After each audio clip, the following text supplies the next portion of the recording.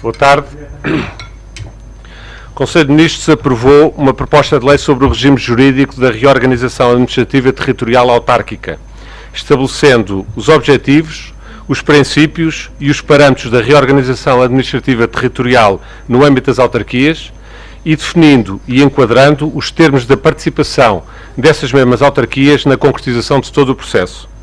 Nesta proposta de lei, que se inscreve na primeira fase da reforma do poder local, consagra-se a obrigatoriedade da reorganização administrativa do território das freguesias e inicia-se o processo de reorganização administrativa do território dos municípios, desde já se incentivando a sua fusão. O Conselho de Ministros aprovou também uma proposta de lei de alteração ao Código do Trabalho a apresentar à Assembleia da República. Sobre esta proposta de lei, o Sr. Ministro da Economia e do Emprego fará depois uma apresentação mais detalhada. Foi também aprovado hoje no Conselho de Ministros a alienação de 40% das ações da REN, Redes Energéticas Nacionais, objeto da venda direta de referência na segunda fase do respectivo processo de reprivatização. Os adquirentes selecionados são a State Grid International Development, para a aquisição de ações representativas de 25% do capital social, e a Oman Oil Company, para a aquisição de 15%. A Sra. Secretária de Estado do Tesouro e das Finanças fará depois a apresentação deste processo e do contexto da decisão de hoje do Conselho de Ministros. Foi ainda aprovado no Conselho de Ministros um diploma que transpôs uma diretiva comunitária que altera o regime aplicável à resolução dos contratos relativos a serviços financeiros prestados a consumidores e celebrados através de meios de comunicação à distância.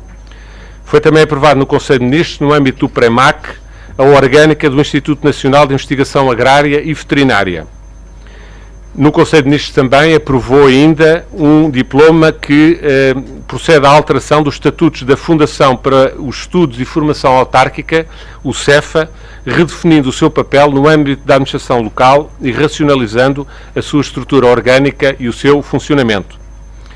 Foi também aprovado pelo Conselho de Ministros a criação de um grupo de trabalho para a revisão da Lei de Finanças das Regiões Autónomas e da Lei de Finanças Locais. Um grupo de trabalho que é composto por um secretariado técnico e por uma comissão de acompanhamento, onde têm assento, entre outros, os representantes das regiões autónomas. O objetivo é elaborar propostas de alteração a estas duas leis, Lei de Finanças das Regiões Autónomas e Lei de Finanças Locais, até 15 de março de 2012, do ano corrente, portanto, e 15 de junho de 2012, respectivamente, para a lei que tem que ver com as regiões autónomas e a lei que tem que ver com as finanças locais. O Conselho de Ministros aprovou ainda também as competências, a composição e as regras de funcionamento do Conselho Nacional de Ciência e Tecnologia. Trata-se de um Conselho presidido pelo Sr. Primeiro-Ministro e que tem por missão aconselhar o Governo em matérias transversais na área da ciência e da tecnologia, com a participação também de representantes das organizações empresariais, entre outras, e das universidades. O Governo aprovou uma convenção para ratificação pela Assembleia da República relativa à proteção dos créditos dos trabalhadores em caso de insolvência do empregador. Convenção adotada pela Conferência Geral da Organização Internacional do Trabalho. Foram também aprovados algumas outras convenções, um acordo entre a República Portuguesa e o Estado do Catar relativo à dupla tributação e prevenção de evasão fiscal em matéria de impostos sobre o rendimento, e outros dois acordos internacionais, um com os Emirados Árabes Unidos sobre a promoção e proteção recíproca de investimentos e outro com a República Popular da China no domínio do turismo. O Conselho de Ministros delegou ainda, por resolução, na Sra. Ministra da Agricultura, do Mar, do Ambiente e do Ordenamento do Território, a competência para a homologação de propostas de delimitação do domínio público hídrico. Por último, foi também aprovado hoje no Conselho de Ministros uma resolução que autoriza a realização de despesa para a aquisição de equipamentos na área informática do Ministério da Administração Interna para o triênio 2012-2014. Eu passo a palavra ao Sr. Ministro da Economia e do Emprego para vos fazer a apresentação relativamente à proposta de lei hoje aprovada de alteração ao Código de Trabalho. Muito boa tarde. Com a proposta de lei de alterações ao Código de Trabalho hoje aprovadas em Conselho de Ministros, o Governo dá um importante passo no que diz respeito à implementação de reformas estruturais no mercado laboral nacional. Reformas estas que são urgentes e necessárias para assegurar que Portugal será um país com empresas mais competitivas, capazes de manter e gerar emprego. As reformas que agora ganham corpo de lei resultam do acordo alcançado com a participação de representantes dos trabalhadores e das confederações patronais, com quem este Governo estabeleceu uma verdadeira coligação social. Não há dúvida que o documento que construímos com os parceiros e que serviu de base para as reformas que agora apresentamos é, acima de tudo, um pacto de confiança. Quero, por isso mesmo, sublinhar o papel de enorme responsabilidade, nesta hora, assumido pelos parceiros sociais em todo este processo. Este é o empenho que os portugueses necessitam do Governo e dos parceiros. Com as reformas aqui aprovadas, hoje, estabelecem-se as bases para que o mercado laboral funcione cada vez mais como um potenciador do crescimento das empresas nacionais, alinhando a sua capacidade competitiva com a que têm as restantes empresas europeias e, consequentemente, da economia nacional. Entre as várias alterações ao Código de Trabalho que hoje foram aprovadas em Conselho de Ministros, gostaria de destacar a criação de um banco de horas individual, com um limite máximo de 150 horas anuais, a criação do banco de horas grupal, a redução do número de feriados, sendo 4, 2 civis e 2 religiosos, a eliminação da majoração do número de dias de férias estabelecida em 2003, a admissibilidade do encerramento da empresa para férias nas chamadas situações de ponto, sem prejuízo da possibilidade do empregador optar pela compensação de trabalho, as alterações no que diz respeito à fiscalização das condições de trabalho e comunicações à autoridade para as condições de trabalho, com a redução dos procedimentos burocratizados e envio de documentos, permitindo direcionar a ação da ACT para o controle e fiscalização das condições de trabalho, o que irá levar a uma racionalização da sua atuação, bem como as alterações no despedimento por extinção de posto de trabalho, a adequação das compensações com a salvaguarda dos direitos adquiridos dos trabalhadores, as alterações aos instrumentos de regulamentação coletiva de trabalho, bem como as mudanças no que diz respeito aos contratos de muito curta duração. Em todo este processo, é importante referir que, como sabemos, todas estas alterações são importantes para tornar a economia nacional mais competitiva e para tornar as nossas empresas mais saudáveis. Sem empresas saudáveis não há emprego. E sabemos que o caminho sustentável, o caminho com o futuro, não é o Estado comprometer-se a criar-se postos de trabalho, mas antes criar as condições para que sejam as empresas, que são obviamente quem faz crescer a economia, a criar e a manter os postos de trabalho através do seu crescimento. Com as alterações hoje aprovadas, criamos estas alterações e estas condições. O Governo sabe que este é o caminho a seguir para o relançamento da economia e é por isso mesmo que continuamos empenhados na nossa aposta de reformas estruturais para eliminar os obstáculos que têm impedido o crescimento económico da economia portuguesa. Muito obrigado. Eu passo então a palavra à Sra. Secretária de Estado, Doutora das Finanças, para vos fazer a apresentação da decisão hoje do Conselho de Ministros relativa à reprivatização da REN. Obrigada, boa tarde.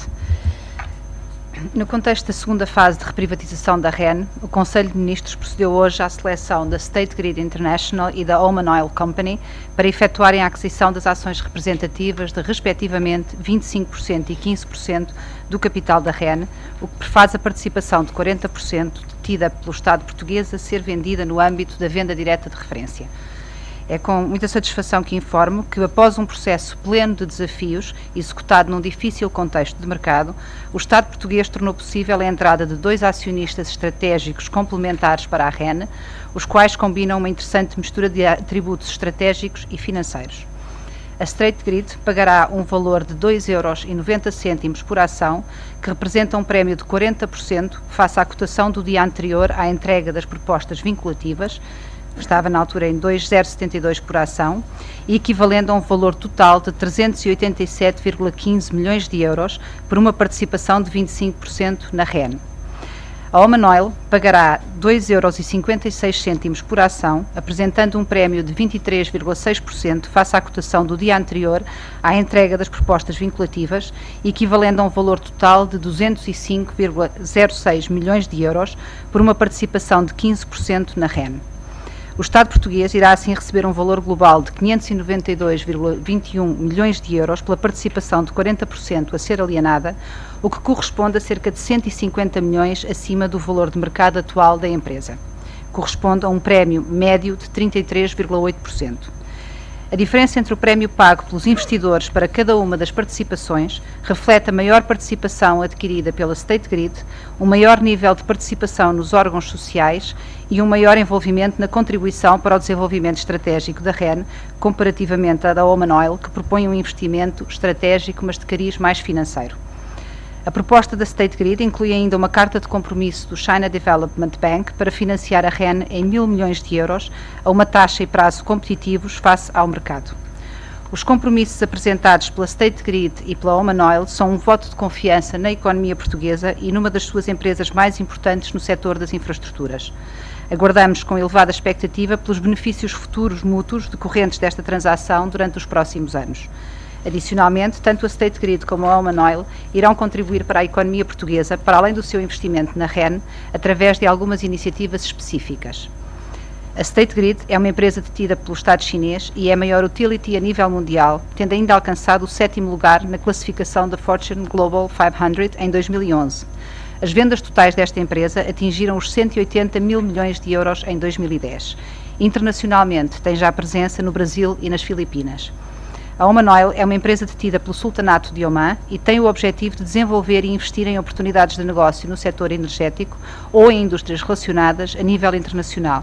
Atualmente possui um portfólio de participações em 35 empresas em 9 países, incluindo 4 em Espanha. Os acordos estratégicos inerentes a esta transação e que serão assinados entre os investidores e a REN foram considerados pela empresa como muito importante no caso da State Grid e importante e complementar no caso da Oman Oil. Os principais elementos do acordo estratégico com a State Grid são os seguintes: o apoio ao desenvolvimento da estratégia e plano de negócios atuais da REN, apoio ao desenvolvimento dos projetos da REN no mercado ibérico, criação de 2 parcerias conjuntas, a 50% cada uma das entidades, para Angola e Moçambique, com o Right of First Offer para oportunidades apresentadas por qualquer uma das partes. Compromisso de utilização da REN como prestadora de serviços no Brasil e em projetos de redes de interconexão de energia renovável na China, devendo pelo menos um projeto ser iniciado até ao final de 2012.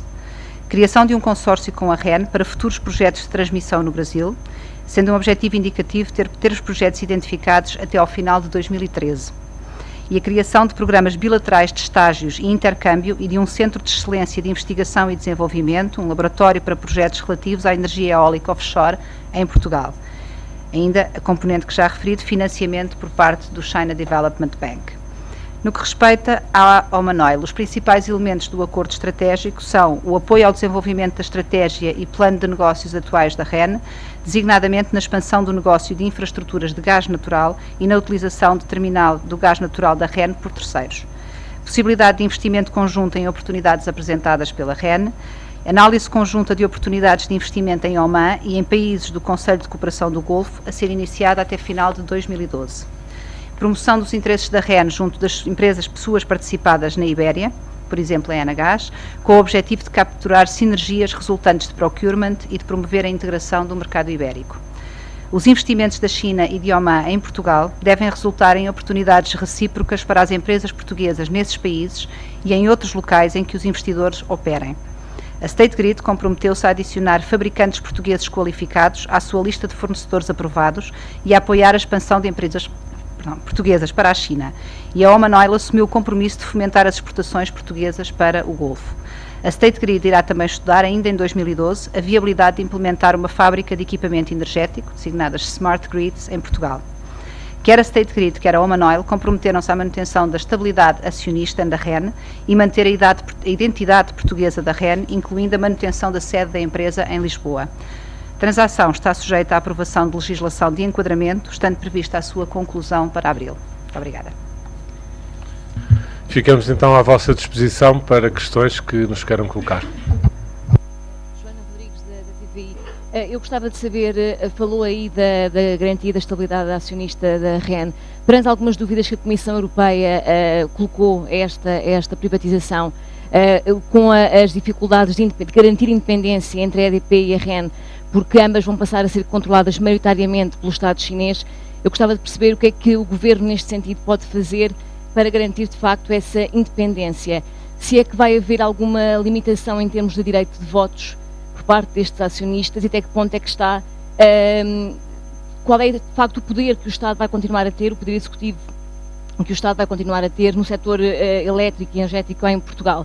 Depois só mais uma questão relativamente à reestruturação autárquica, para quando a fusão das juntas de freguesia e quantas juntas de freguesia que estão aqui envolvidas. Obrigada. Muito obrigada pela sua questão. Eu queria esclarecer que, de facto, nem no caso da EDP, nem no caso da REN, estamos a falar de participações maioritárias ou que confiram controlo. De facto, no caso da EDP, o que foi alienada foi uma participação no capital de 21,35%, no caso da REN está-se a alienar à State Grid 25%. Não há, em qualquer das situações, uma posição de controlo assumida pelas empresas. Apesar dessas empresas serem ambas detidas por uma holding estatal na China, elas não têm relação entre si, não são geridas de forma coordenada e nós falámos com a Comissão Europeia e, atendendo a que, como referi, se trata de duas entidades que não têm posição de controlo em qualquer das empresas, tanto o Estado português como a Comissão Europeia estão confortáveis com estas duas transações. Relativamente aos instrumentos que o Estado português dispõe para assegurar que que mantém uma palavra relevante na questão do setor energético, do setor elétrico nacional. Tanto a EDP como a REN são entidades sujeitas à regulação e o controlo pelo Estado faz-se através da regulação e não necessariamente através de uma participação acionista em qualquer das empresas. E, de facto, tanto num caso como no outro, a regulação que existe e a regulação que está a ser reforçada, nomeadamente no âmbito do contrato de concessão da REN, garantirá ao Estado todos os instrumentos necessários para assegurar o interesse público, para assegurar a salvaguarda do fornecimento de energia, independentemente da estrutura acionista que as empresas tenham. Em todo o caso, esta questão das entidades ou das empresas que controlam redes de transmissão, existe uma regra resultante da Diretiva da Energia na Europa que impede que empresas que estejam ativas no setor detenham de facto uma posição de controle. Portanto, mesmo pelas regras europeias, essa posição de controle não poderá nunca vir a ser adquirida. Muito obrigada.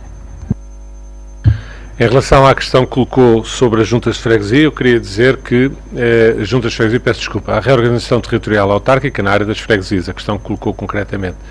Eu queria dizer aos senhores jornalistas que uma das razões para este briefing ter começado só às 3 é porque o Sr. Ministro Adjunto e dos Assuntos Parlamentares começou exatamente às 3 a apresentar em primeira mão na Assembleia da República esta reforma. De qualquer maneira, respondendo à sua questão, a previsão que há relativamente perguntou para quando e quantas é que se previa. O para quando decorre, obviamente, agora do processo legislativo no Parlamento, uma vez que isto é matéria que tem que ser resolvida pelo Parlamento, trata-se de uma proposta de lei, é matéria de reserva da Assembleia da República. E, portanto, dependerá da forma como decorrer, penso que célere, mas da forma como decorrer os trabalhos na Assembleia da República. Em qualquer caso, de acordo com os memorandos, porque isto trata-se de uma medida que está prevista nos memorandos, um compromisso do Estado português com a Troika, de acordo com os memorandos, trata-se de uma medida que tem que estar concluída até o mês de junho. Portanto, a aprovação desta legislação tem que estar concluída até o mês de junho.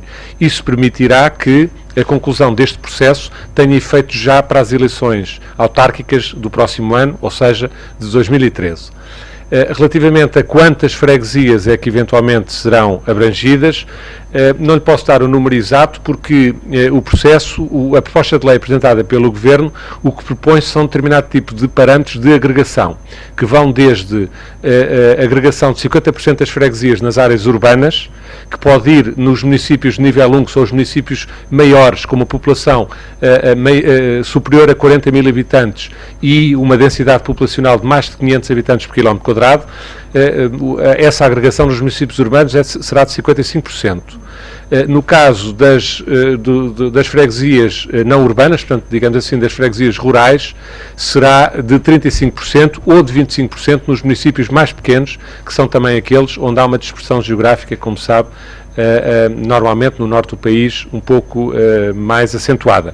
Portanto, estes são os parâmetros da proposta de lei, que agora vai ser discutida na Assembleia, e, de acordo com aquilo que vier a ser aprovado pela Assembleia, se não andar muito longe destes parâmetros, a estimativa, porque também isto implicará necessariamente a participação dos órgãos autárquicos, nomeadamente das Assembleias Municipais e das Assembleias de Freguesia em todo o processo, mas a estimativa, se não forem alterados pela Assembleia da República estes parâmetros, andará à volta de, eu diria, cerca de 30%, uma redução de cerca de 30% do número de freguesias. Portanto, no nosso país, como sabe, temos 4.259 freguesias, portanto estaremos a falar de números à volta de 1.300, 1.400 freguesias. Mas, como lhe digo, trata-se apenas de uma mera simulação, porque isso depende não apenas dos parâmetros finais que forem aprovados pela Assembleia da República, como também do envolvimento e das propostas que vierem a ser apresentadas por parte das associações, das Assembleias de Municípios e das Assembleias de Freguesias, cuja participação está expressamente prevista na proposta apresentada pelo Governo. Joana Navais da SIC, ainda duas questões. Ainda sobre a REN, o Estado, depois desta venda direta, fica ainda com uma participação que ronda aos 11%, admitindo-se a dispersão em bolsa. Aquilo que eu queria saber é se já há uma previsão para quando é que poderá ser feita essa dispersão. E sobre o Código de Trabalho, o Sr. Ministro, pedia-lhe que nos esclarecesse em relação aos prazos de entrada em vigor de algumas medidas, em concreto a questão das férias e também das pontes, e também a questão dos feriados. As férias calculo que só possam entrar em vigor em 2013, em relação às outras, sobretudo no caso das pontes, se vai haver ou não um regime excepcional este ano, uma vez que o prazo para a marcação dessas pontes por parte dos empresários terminaria 15 dias antes do final do ano anterior. Muito obrigada pela sua questão. Confirmo, de facto, existe ainda uma parcela remanescente de 11,07% que fica ainda na mão do Estado e que vai ser alienada por dispersão em bolsa, portanto, por uma oferta pública de venda, mas não temos ainda calendário previsto. Tratando-se de uma oferta pública de venda em mercado, estará condicionada às condições e à evolução do próprio mercado. Obrigada. Eu também gostaria já agora de referir que o sucesso da privatização da REN é um sucesso da própria economia nacional, no sentido de que prova que existe confiança dos investidores estrangeiros na economia nacional, existe confiança e interesse, muito interesse nas empresas nacionais e nas empresas portuguesas, e que esta privatização não só salvaguarda o interesse nacional, como também melhora as condições de financiamento da própria economia. E todo o pacote de encargos, do caderno de encargos da própria privatização, o reforço do financiamento é um aspecto importante numa altura como estamos a ver hoje em dia. Em relação às questões que suscitou sobre as férias e pontes, e como foi acordado no compromisso com os parceiros, estas questões entrarão em efeito a partir de 1 de janeiro de 2013, portanto, do próximo ano. Em relação aos feriados, obviamente existe a questão da promulgação da lei. Eu gostaria que, a nível jurídico, o Sr. Secretário de Estado da Presidência fizesse a salvaguarda sobre essa questão. Muito obrigado. Quanto à questão da entrada em vigor e a questão da aplicação aos feriados, como sabe, no caso dos feriados, obviamente que por força da Concordata, que é uma convenção que o Estado português tem com a Santa Sé, estão a decorrer, e está já marcada, como já foi aqui referido, o resto, penso que na última semana, no briefing, está já marcada uma reunião da Comissão Paritária que, nos termos da Concordata, existe exatamente para tratar destes assuntos bilaterais entre o Estado português e a Santa Sé. E, portanto, na proposta de lei que vai para a Assembleia da República, vai com a salvaguarda de estes mecanismos que decorrem da Concordata serem realizados pelo Estado português e se poder concretizar. De qualquer maneira, a entrada em vigor propriamente dita depende, a partir deste momento, do decurso do processo legislativo na Assembleia da República. Como sabe, quando der entrada na Assembleia da República, a Assembleia da República terá que promover, nos termos da lei, uma discussão pública, a publicação para discussão pública, depois haverá o processo legislativo interno da Assembleia da República e depois ainda a promulgação e a publicação. A estimativa que o Governo tem, portanto, não lhe posso por esta razão dar uma data exata, porque não depende, obviamente, do Governo o controle dessas datas. A proposta que o Governo faz é que, a partir da entrada em vigor, haja uma vacácio legis pequena, mas que assegure o início da aplicação do Código por várias razões. Como sabe, por razões, algumas das propostas têm incidência, uma vez que o acordo da concertação social é conhecido, tem incidência também na área de pagamentos, de horas extraordinárias e por aí fora, e, portanto, a nossa proposta é que ele entre em vigor no dia 1 de um mês. Mas a Assembleia da República será soberana no processo legislativo a determinar, de acordo com os calendários que for seguindo, qual é que é o momento exato da entrada em vigor. E, portanto, sobre isso, a única questão que lhe posso deixar clara é essa, explicando apenas a questão da concordata, obviamente, que é uma convenção internacional à qual o Estado português está obrigado e que respeitará escrupulosamente. Sr. Ministro, para este ano, então, no que toca às pontes, não haverá nenhum regime excepcional?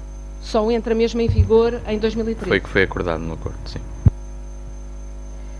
Tânia Madeira para o Económico TV. Sr. Ministro da Economia, a pergunta é para si. Ontem, no final da reunião da Concertação Social, o Presidente da CIP, António Saraiva, dizia, numa expressão muito forte, que as nossas empresas estão a morrer. E a pergunta é de que servem todas estas medidas de alterações ao Código Laboral se as nossas empresas não tiverem financiamento e liquidez para poderem, naturalmente, prosseguir com os seus investimentos, isto numa altura em que se sabe que os 5 principais bancos vão apresentar prejuízos superiores a 1.000 milhões, com regras apertadas de desalavancagem. Quais são as soluções para as empresas portuguesas? Nós sabemos, já há algum tempo, que há problemas de liquidez na economia nacional. Aliás, não só o Ministério das Finanças como o Ministério da Economia têm atuado nesse sentido. Posso-lhe relembrar que, por exemplo, em setembro, o alargamento dos prazos das PME Invest foi exatamente no sentido de permitir ajudar a liquidez das empresas. Depois, em outubro, houve a resolução do Conselho de Ministros da aprovação de uma nova estrutura para o capital de risco público. No início de janeiro houve não só o lançamento de uma nova linha PME Crescimento, exatamente de 1.500 milhões de euros, 500 milhões de euros dos quais eram para empresas exportadoras o restante era também para PMEs, no sentido também de proporcionar melhores condições de liquidez às empresas. E, como eu disse, e como está no acordo de concertação social, também se prevê novas medidas que poderão ajudar as empresas. Nós sabemos perfeitamente que a questão do financiamento é fundamental. E é exatamente por isso que estes processos de privatizações são tão importantes. E é exatamente por isso que o processo de reestruturação do setor empresarial do Estado é fundamental. Nós queremos salvar as empresas públicas de falências, queremos salvaguardar os melhores postos de trabalho dessas empresas e queremos também que as necessidades de financiamento das empresas públicas não sejam de tal modo grandes que retirem o pouco crédito existente das empresas privadas. E, portanto, o próprio processo de privatização e o próprio processo de reestruturação do setor empresarial do Estado são os dois fundamentais para aumentarmos a liquidez das empresas. Senhora Secretária de Estado, relativamente a este negócio, em relação à ARN, se o Ministério ficou satisfeito ou não com este encaixe de pouco menos de 600 milhões, se era o valor que esperavam e se é verdade que estes negócios estiveram em risco depois da desclassificação do rating da Standard & Poor's a Portugal, que naturalmente desclassifica a dívida portuguesa, mas também o valor das nossas empresas. Muito obrigada. Não, estamos de facto muito satisfeitos com o resultado desta privatização. Todo o processo foi conduzido de acordo com as melhores práticas internacionais, seguindo critérios de transparência, de tratamento igualitário a todos os concorrentes. O resultado é particularmente satisfatório pelo encaixe financeiro que proporciona, na medida em que tem um prémio muito significativo para posições que são minoritárias e que não conferem controle a qualquer das entidades que agora entram no capital da REN. É também de salientar que a origem geográfica das empresas que agora entram no capital da REN é muito distinta.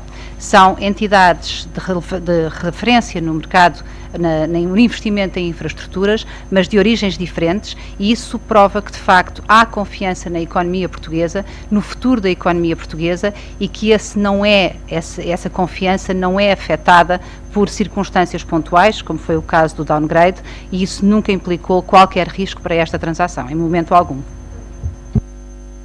António Napo, da RTP. Duas questões. A primeira ainda sobre as autarquias, só para precisar se nesta proposta está de alguma forma previsto que também os municípios possam agregar-se ou haver fusão de municípios.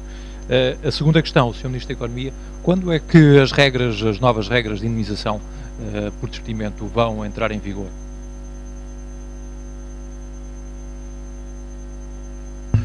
Começando pela questão dos municípios, que é rápida, está previsto de facto, como eu referi, está previsto de resto com um incentivo, que é um incentivo de um acréscimo de até 15% do fundo financeiro de apoio aos municípios por parte do Orçamento do Estado, aos municípios que optem pela fusão nesta fase. Sendo certo, como eu referi também, que isso trata-se da primeira fase da reforma da administração. O processo irá decorrer muito rapidamente, esperamos nós, relativamente à questão das freguesias e pensamos também que da experiência que for colhida deste processo haverá depois também ajustamentos a fazer relativamente à questão dos municípios. Mas, de qualquer maneira, esta lei prevê já a fusão de municípios e cria um incentivo próprio a que isso possa acontecer, por forma a que, no caso dos municípios poderem fundir-se também desde já, fazê-lo antes das eleições de 2013, o que seria, obviamente, um ganho relativamente à reorganização global do universo autárquico. Em relação à questão das indemnizações, foi acordado com os parceiros e foi aprovado hoje em Conselho de Ministros que as alterações serão feitas a 1 de novembro de 2012. A segunda e a terceira fase do memorando de entendimento em relação a esta matéria entram simultaneamente em vigor nessa altura. O valor das indemnizações será estabelecido por estudo a realizar, que irá ter em linha de conta as especificidades da economia portuguesa, mas acima de tudo gostaria de realçar um ponto, que foi um ponto muito valorizado pelos parceiros sociais, que os direitos adquiridos dos trabalhadores são mantidos com esta lei.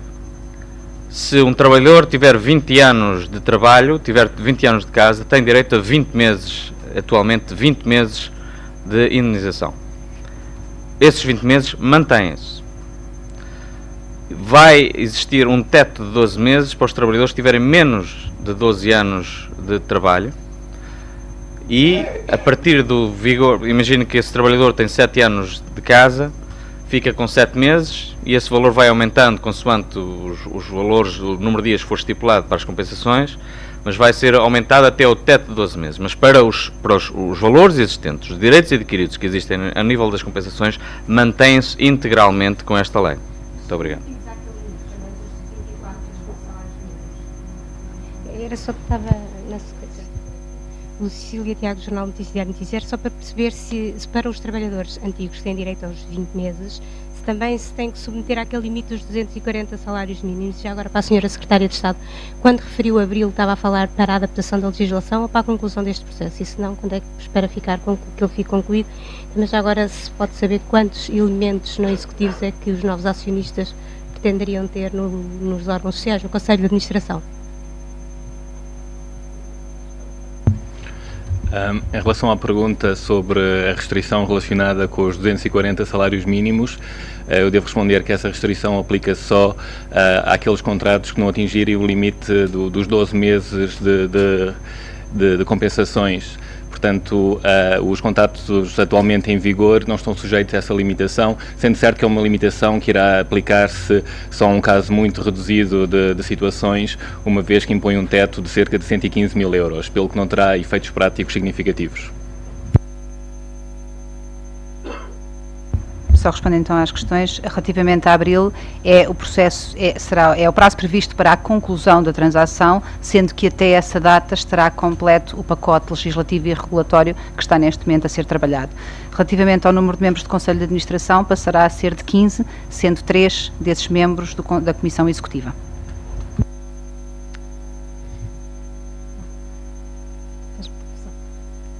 Agora posso acrescentar que dentro dos membros, dentro do Conselho de Administração, haverá lugar a 3 membros não executivos designados pela State Grid, um membro não executivo designado pela Oman Oil. Inês Sequeira, do Jornal Público. Boa tarde. Eu gostava de colocar 3 questões. Uma tem a ver com a questão do contrato de promessa, compra e venda, se já está prevista uma data para a assinatura.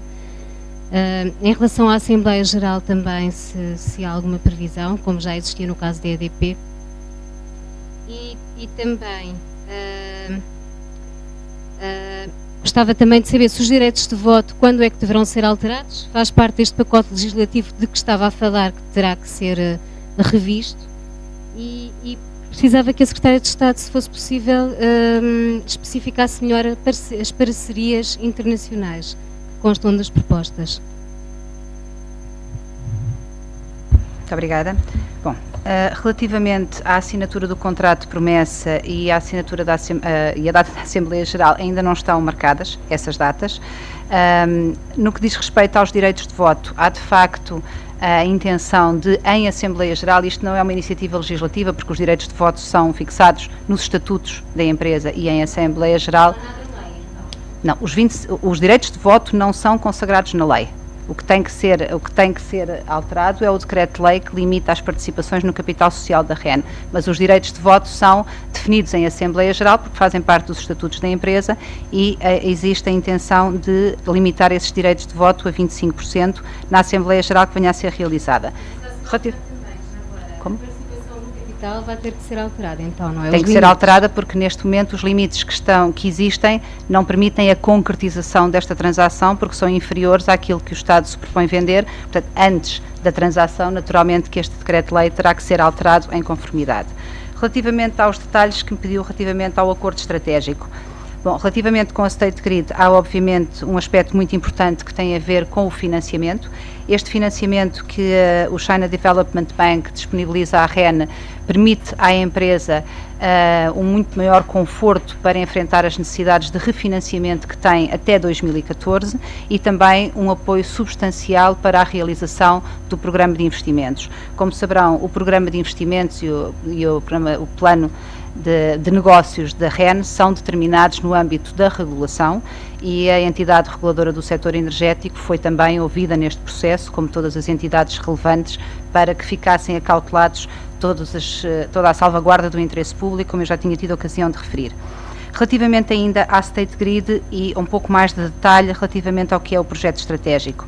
É de facto um apoio que se traduz em parte no financiamento, mas também apoio de caráter técnico. A State Grid é uma empresa que também do ponto de vista técnico tem um grau de sofisticação muito considerável e com algumas valências complementares àquilo que é a competência técnica da REN, que também é reconhecida pela State Grid como uma mais-valia para a empresa.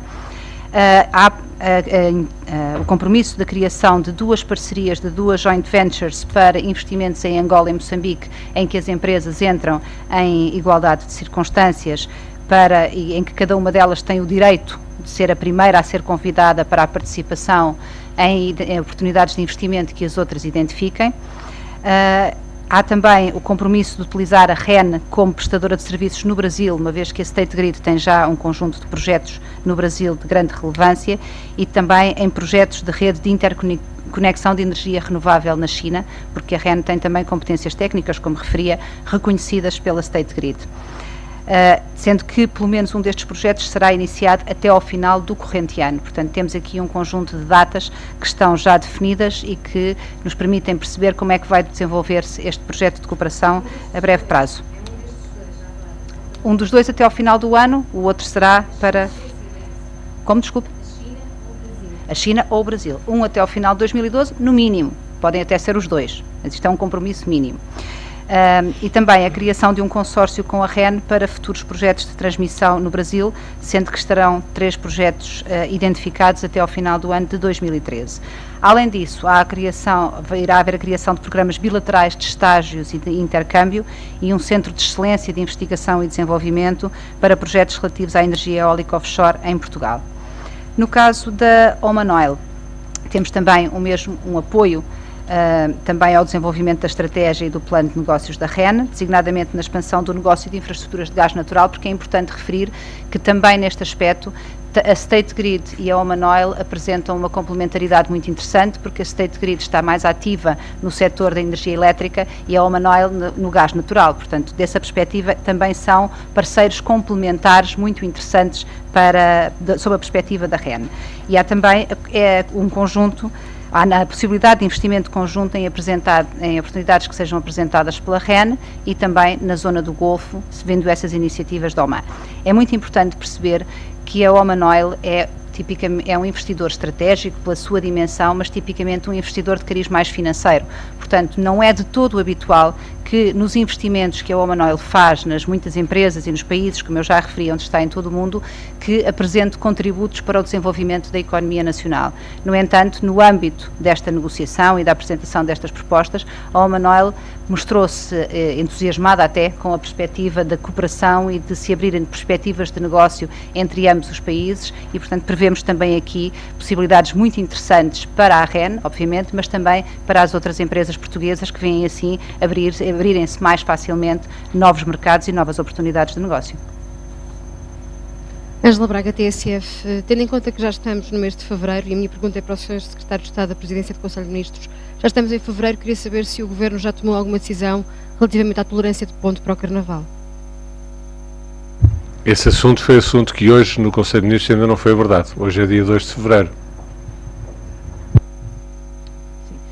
Cristina Oliveira da Silva, do Diário Económico. Eu gostaria de perguntar ao Sr. Ministro da Economia, relativamente às alterações ao Código de Trabalho, referiu agora que a questão do encerramento, uma possibilidade que o Código estenderá, das empresas poderem encerrar em dia de ponto, só se aplicará a partir de 2013. Creio que tenha sido essa a indicação que deu. No entanto, a proposta de lei indicava que as empresas este ano, excepcionalmente, teriam 15 dias para informar os trabalhadores dos dias que quereriam encerrar em 2012. Portanto, queria-lhe confirmar se este ponto caiu e se, de facto, esta possibilidade é só em 2013, ou se mantém a possibilidade das empresas encerrarem este ano, tendo aqueles 15 dias para informar os trabalhadores. Outra questão tem a ver com os feriados. O Governo já indicou por várias vezes que a intenção seria extinguir 4 feriados e a proposta de lei indica que deixam de ser obrigatórios os 4 feriados que tinham sido referenciados várias vezes, que era o Corpo de Deus, o 15 de agosto, o 5 de outubro e 1 de dezembro. Uma vez que referiu, que o Sr. Secretário de Estado referiu que também isto dependerá naturalmente da concordata, já está definido que são de facto estes 4 feriados que vão cair, ou há a possibilidade de isto poder mudar ainda na altura em que os senhores deputados fizerem a apreciação no Parlamento? Em relação à primeira questão, tem toda a razão, é isso mesmo. Em relação à segunda questão, está a perguntar se... Sim, sim. Em relação aos feriados, desculpe, que é que estava a perguntar se estes são os 4 feriados, é isso que está a dizer? Exatamente, eu referi que o que eu tinha indicado foi que a proposta de lei indicava o fim de 4 feriados, que é o Corpo de Deus, 15 de agosto, 5 de outubro e 1 de dezembro, que aliás... Com a ressalva de, obviamente, temos a questão da Comissão Paritária que se irá reunir agora no início de fevereiro e, obviamente, todas as regras relacionadas com a concordata e com, em relação à Santa Sé terão que ser tomadas em linha de conta. Portanto, todo o procedimento relacionado com a concordata do Estado português e a Santa Sé, obviamente, terão que ser respeitadas. Mas nesse caso só poderão mudar eventualmente os 2 feriados religiosos? Ouça, com toda a franqueza, como calcula, essa é uma decisão da Assembleia da República. O Governo propõe. A Assembleia da República é soberana. E, portanto, uma coisa é a proposta do Governo, a proposta do Governo é essa, o Sr. Ministro confirma, e os 2 que referiu. Os civis, sim. Exatamente. Essa é a proposta do Governo. Se poderá ser alterado ou não, que foi o que perguntou, a Assembleia da República é soberana, portanto, a Assembleia da República decidirá de acordo com aquilo que for a votação final relativamente a essas propostas. Em relação a esta questão da concordata, eu gostaria de saber quais são exatamente as regras inscritas na concordata quanto aos feriados que o Estado português tem de cumprir, porque eu já vi notícias do Cardeal Patriarca de Lisboa, em que este referia que a única obrigação inscrita na concordata era relativamente aos domingos. Por outro lado, queria fazer uma questão quanto às freguesias, para saber se confirma a majoração de 15% do financiamento para as freguesias que se vão agregar. Começando pela questão da concordata, são 2 coisas distintas, aquilo que referiu.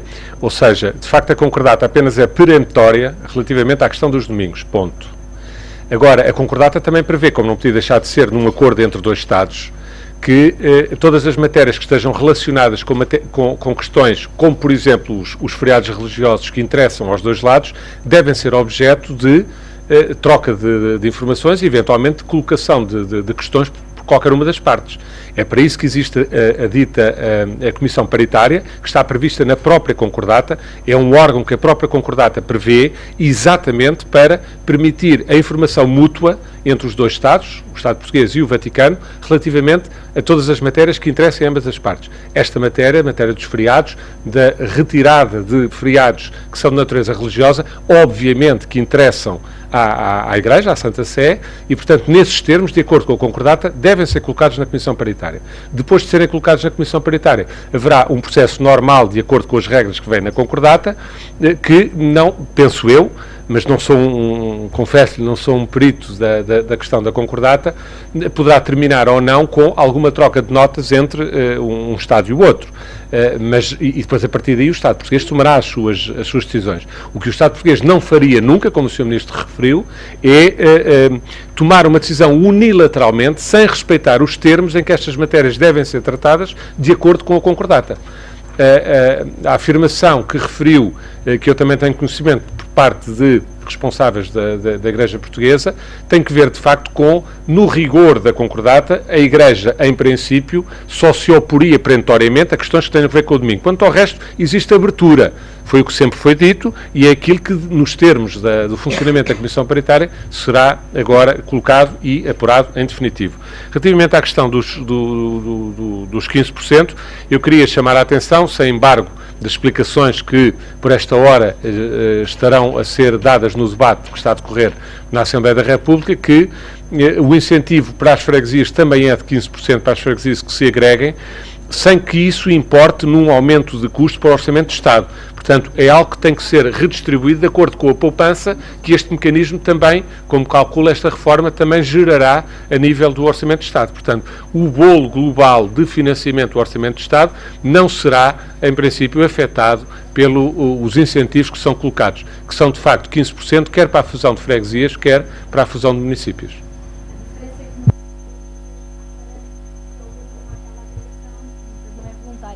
No caso dos municípios, a agregação é voluntária, se compreendi bem, é isso? A diferença é que há parâmetros, exatamente, desde já neste diploma, definem-se já os parâmetros para a agregação de freguesias e relativamente aos municípios não são definidos parâmetros nesta fase e, portanto, nesta fase a adesão dos municípios é uma adesão que desde já se abre a oportunidade criando incentivos, mas não se definem ainda parâmetros definitivos. Só uma clarificação em relação à questão das pontes. É que há pouco, na resposta à minha pergunta, vincou por 2 vezes que só entraria em vigor em 2013 e que não haveria nenhuma regra de exceção para este ano, e agora, segundo percebi pela resposta que acabou de dar, disse o contrário, que haveria uma exceção este ano, ou seja, que os empresários poderiam decidir, 15 dias depois da publicação da lei, poderiam decidir nesses 15 dias o encerramento em determinadas pontes. Em que é que ficamos? Eu gostaria de referir, como disse, os feriados e pontes ficam, começam, como foi acordado, foi em 2013, janeiro de 2013, que entram em efeito. Foi o que eu disse. Peço desculpa. Os feriados e férias começam... Agora, vou repetir, está bem? Portanto, as férias e as pontes entram em 2013. A questão dos feriados foi o que foi referido pelo Sr. Secretário de Estado, depende da entrada em vigor da lei. Foi isso que me referiu. Eu depois, entretanto, perguntei-lhe se haveria ou não uma norma que é considerada excepcional, uma vez que ela entrar em vigor a meio do ano, que indica que este ano, excepcionalmente, os empregadores terão 15 dias após a entrada em vigor da lei para dizer aos seus trabalhadores quais os dias de ponte que querem encerrar em 2012. Exatamente, portanto, terão 15 dias para dizer aos seus trabalhadores que este ano, em 2012, serão então encerrados. Não tinha interpretado. Acho que era... Peço desculpa que então não tinha interpretado bem a sua pergunta. A pergunta foi, exatamente, e reitero a resposta que dei, que foi o que foi acordado, que entrava em efeito no dia 1 de janeiro de 2013.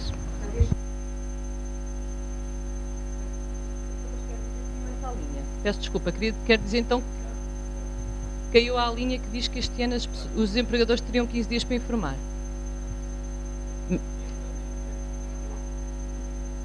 Este ano então não haverá encerramento em dias de ponto. Este ano não haverá encerramento. Eu só queria colocar uma questão quanto ao ponto 7 do comunicado, que refere a criação de um grupo de trabalho para a revisão da Lei de Finanças das Regiões Autónomas e da Lei de Finanças Locais. Só queria perguntar, em termos gerais, qual é o objetivo da revisão destas leis? Qual é o objetivo do Governo? Como sabe, esta matéria é matéria, tanto a revisão da Lei de Finanças nas Autónomas como a lei a revisão da Lei de Finanças Locais são duas matérias que estão previstas nos memorandos. Esta comissão, de resto, é uma comissão cujos trabalhos preparatórios já se iniciaram por parte do Governo, por parte com sede no Ministério das Finanças. A resolução do Conselho de Ministros de hoje formaliza a constituição deste grupo de trabalho. O grupo de trabalho terá duas componentes, como eu lhe referi, um secretariado técnico e uma comissão de acompanhamento. Os prazos para terminar as propostas a serem apresentadas ao Governo, porque depois, como sabe, elas terão de ser legitimadas pelo Governo e enviadas para a Assembleia da República, porque em ambos os casos são matérias de reserva de competência da Assembleia da República. Os timings previstos é 15 de março relativo à Lei de Finanças das Regiões Autónomas e 15 de junho, prazos máximos, como é evidente, deste ano, relativo à alteração à Lei de Finanças Locais. Os objetivos genéricos são os objetivos que decorrem genericamente do programa de Governo e do memorando. Mas, quer dizer, o grupo de trabalho está a iniciar agora o seu trabalho, portanto eu não queria alongar muito relativamente aos resultados que podem advir deste trabalho, digamos assim. Quando tiverem concluídos os trabalhos e for presente ao Governo as propostas, então depois, e o Governo as analisar, aqui estaremos para falar detalhadamente sobre isso. A pergunta é para o Sr. Secretário de Estado. Há pouco disse que haverá também parâmetros para os municípios. Eles vão ser definidos ainda este ano ou não, para entrarem em vigor antes das autárquicas do próximo ano. E queria também saber, há pouco disse-me que em princípio não haveria mapa, mas haverá propostas por parte do Governo de fusão de freguesias ou não?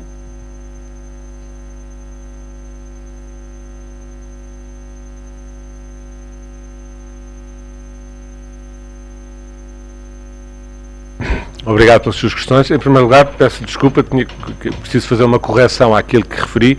Eu não disse que vai haver parâmetros para os municípios. O que eu disse, respondendo à sua colega, é que este diploma estabelece parâmetros para as freguesias e não o faz relativamente aos municípios. E disse também, porque se trata de uma fase, de uma primeira fase do processo de reforma, e vamos ver como é que corre. Esperemos que corra bem, com sucesso, e com a participação de todos os autarcas e todos os órgãos autárquicos e da Assembleia da República relativamente a esta reforma, que é uma reforma administrativa de enorme folgo.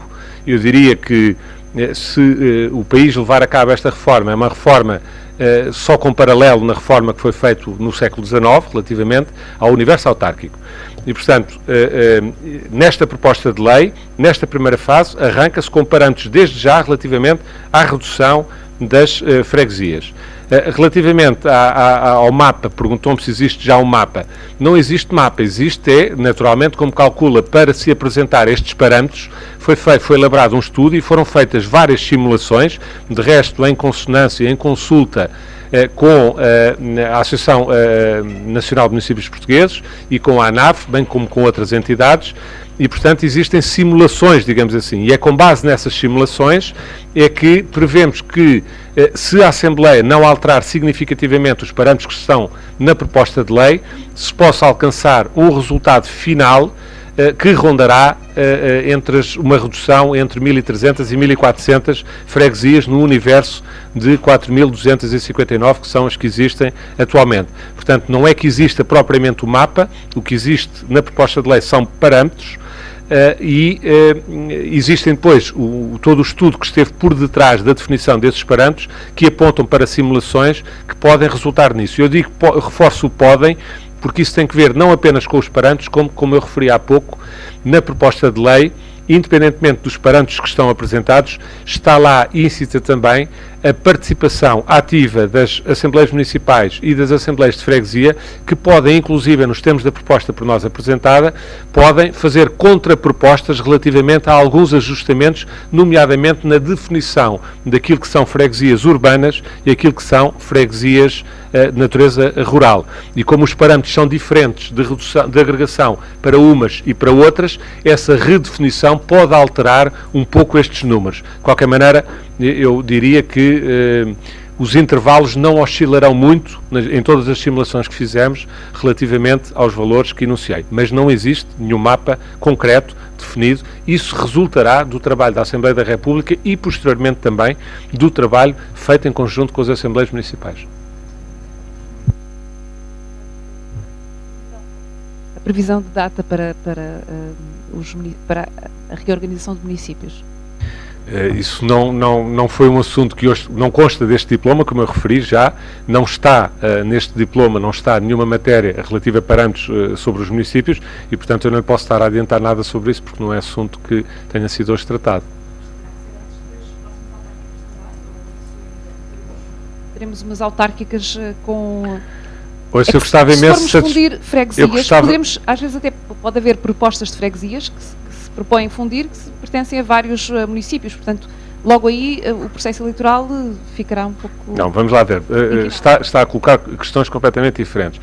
É evidente que esta reforma, como eu referi, de resto até com os morantes, tem que estar cumprida até junho deste ano, tem que ver também que implicará necessariamente com a alteração dos cadernos eleitorais para serem preparados e haverá um ano e pouco, porque as eleições estão em princípio aprazadas para algures em setembro ou outubro do ano que vem, em 2013, e portanto com a conclusão do processo legislativo até junho na Assembleia, haverá depois um ano e alguns meses, cerca de 15 meses, para que sejam feitos os ajustamentos necessários em termos de recenseamento eleitoral.